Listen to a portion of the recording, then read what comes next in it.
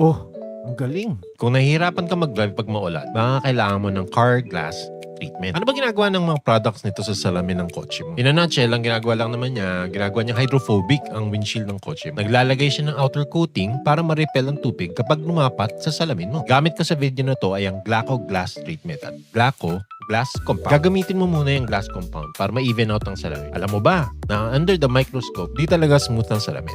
Rough siya, kaya din ang water droplets naturally na kumakapit sa salamin. Ang ginagawa ng glass compound ay pinupuno niya yung rough areas na yon. Kaya ang end result, dadaloy na lang ang tubig tulad ng nakita mo sa video na to. After ma-apply ang glass compound, lalagay mo naman ng glass treatment. Ito naman, ginagawa niyang hydrophobic ang salamin. At ang result niyan ay magbi-bead out na lang ang tubig pag tumama sa salamin mo. Pag ginawa mo to, for sure, matutuwa ka pag nagdadrive ka sa ulan. Kasi makikita mo na umaakyat at naaalis ang tubig sa windshield. Ay, oo nga pala.